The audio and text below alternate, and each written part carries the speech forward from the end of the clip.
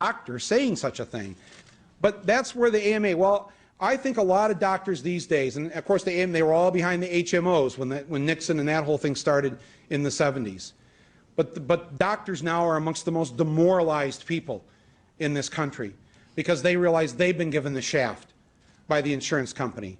And what used to take one person sitting behind the glass when you went into the doctor's office filling out the forms, and there's now 5 or 6 people back there arguing on the phone with the insurance company to get a $15 bill paid. How much is that costing us? Well, actually, there's statistics. We know how much it's costing us. The overhead goes up to 30% of a health insurance company's budget. 30%. It costs for overhead, red tape, bureaucracy, paperwork. Now, when I did a little thing out on the street, and I just stopping people, and I said, now, you know, these private health insurance companies, they spend up to 30% on overhead and red tape and all this. What do you think the government spends on their bureaucracy, their paperwork for their health program, Medicare and Medicaid? And people would say, well, let's see, if Aetna and Kaiser is spending, you know, 25, 30%, well, it's got to be 40%. The government's doing it, right? The government's got to be 50%. I said, no, it's 3%. That's how much it costs to run Medicare and Medicaid. 3%. You know, in Canada, they run their entire free universal health care system. Total overhead, total bureaucracy, 1.7% of the total health care budget.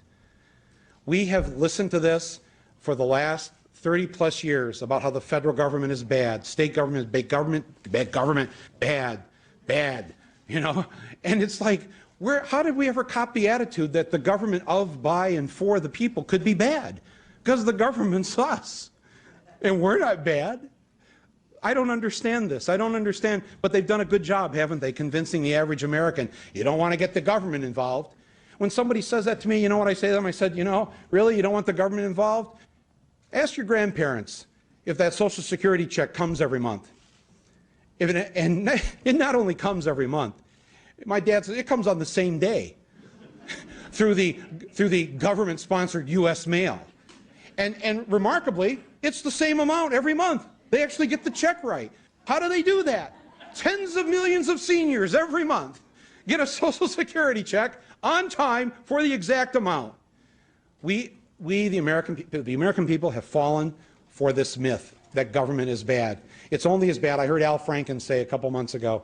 He said, you know, the Republicans, they run on a platform of the government is bad, it's evil, you don't let the government run things. And then once elected, they spend the next 4 years proving themselves right. You know, this whole thing, what you're attempting to do here in this state, I read a story there, Blue Cross of California is already promising to spend $2 million. I'm sure they'll spend a lot more than that fighting you, because this is the last thing that they want to have happen. And they're going to fight this because, and they're going to try and scare people. Socialized medicine, ooh, socialized, bad. Really?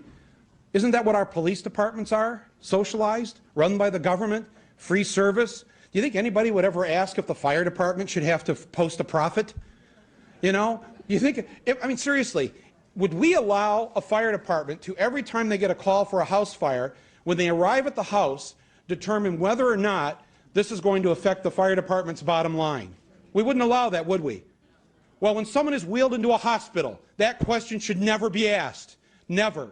That's an immoral question amongst in a humane society, to ask that question. Where's the profit here? How is this going to affect our bottom line? How are we going to make money off this sick person? I mean, this doesn't look good, folks. I mean, it doesn't look good to the rest of the world, and it won't look good to the anthropologists who dig us up hundreds of years from now. They'll wonder, what were these people thinking? What were they?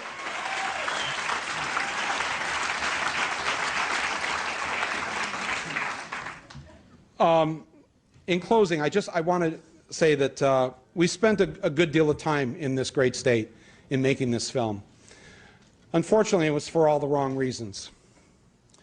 It was following the plight of people who couldn't pay their hospital bills at a Kaiser-owned hospital and dumped on Skid Row in downtown Los Angeles in their hospital gown to wander out into the street, not knowing where they're at. It was following Blue Cross of California and how they, after someone had an expensive operation, tried to get them knocked off their rolls. They hire private investigators to dig up anything they can in people's past to get them knocked off or to repay the bill for the operation. You'll see in one scene, the most ridiculous scene in the movie, where a woman who had Blue Cross of California, she had an operation. It ran around $7,000 for the procedure. Blue Cross paid it, but then they sent out their investigators. Find out what you can on her. We don't want to pay this $7,000. You know, we want try and get the money back if you can. And they found out that years earlier, this woman had had a yeast infection. And they, yes.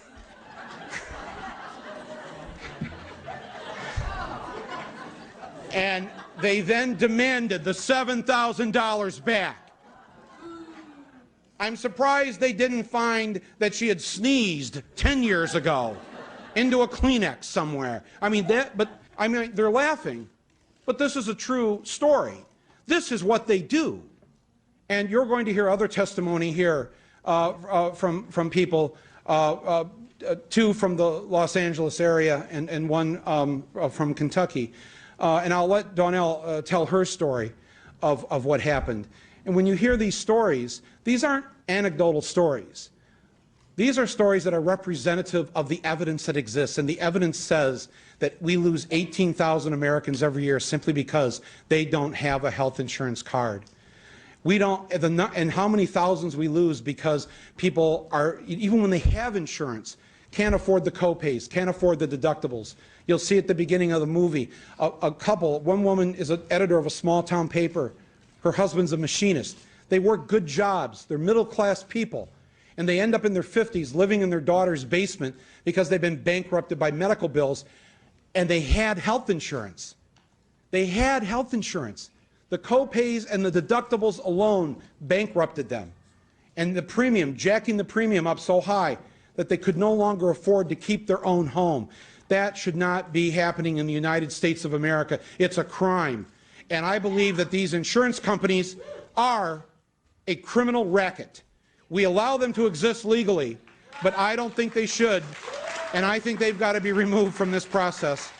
And I sincerely hope that California will take the lead, as you have done so often in the past, when the rest of the country has to come be brought along kicking and screaming. You know, it was you that decided that people shouldn't be paid $5.15 an hour as a minimum wage. That was this state. It was this state that said we have to protect our environment and demand that the automakers put devices on cars to cut down on pollution and global warming. That was this state. And you've done so many other things like this. Lead the way again for this country. Be a shining beacon of light for what America has to do. Remove profit, remove the insurance companies from this, regulate the pharmaceutical companies like a public utility, strictly regulate them, and guarantee health coverage for all Americans and all the people in this state. Thank you very much.